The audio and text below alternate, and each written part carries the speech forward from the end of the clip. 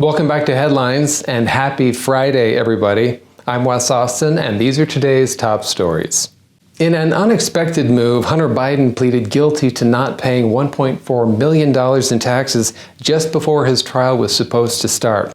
Hunter entered his guilty plea to all 9 charges because he didn't want to put his family through embarrassing details about his personal life, including how he spent money on strippers, pornography, and other items. Oh, so now he's decided that all this could be embarrassing for his family. Well, that's good, because I think there's a small tribe in Indonesia that still hasn't seen a naked Hunter Biden with guns and strippers.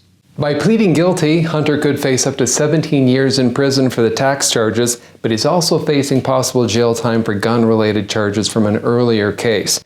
He's supposed to be sentenced on December 16th, after the presidential election. Facing 17 years in prison for not paying taxes? That's gotta sting, but not as much as finding out that crack and strippers weren't deductible.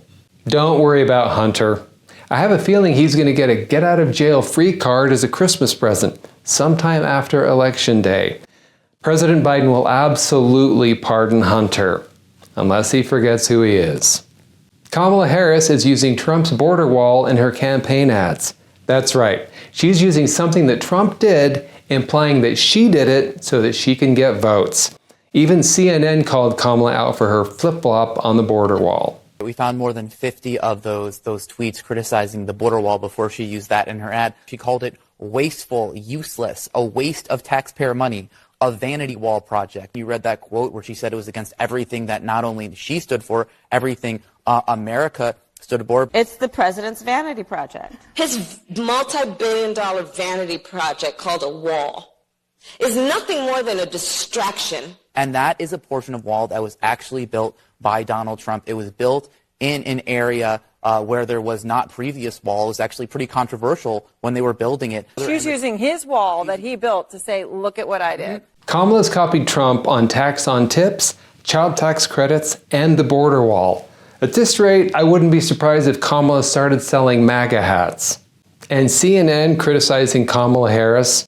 When CNN fact-checks a Democrat, you know things are bad.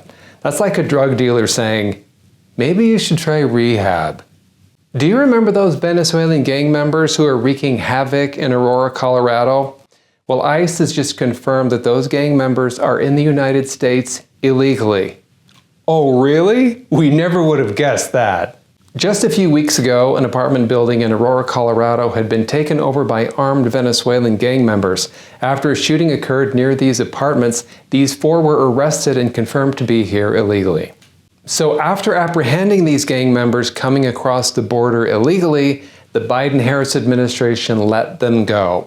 But hey, they promised that they'd show up later, and it was a pinky promise. And if anyone's going to keep their pinky promises, it's Venezuelan gang members. Chuck Schumer said that the only way we're going to have a great future in America is by granting citizenship to millions of illegal migrants. The only way we're going to have a great future in America is if we welcome and embrace immigrants, the dreamers, and all of them, because our ultimate goal is to help the dreamers, but get a path to citizenship for all 11 million or however many undocumented. Did you hear that? He said 11 million or however many there are. Chuck Schumer's got a new math problem. 11 million plus I don't know equals a great future.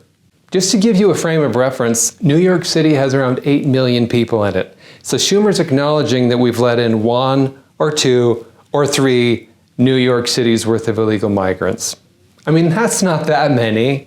Schumer wants to give citizenship to 11 million undocumented immigrants, which includes the ones carrying guns into apartment buildings. Nothing says a brighter future like making sure Venezuelan gang members get a say in our elections.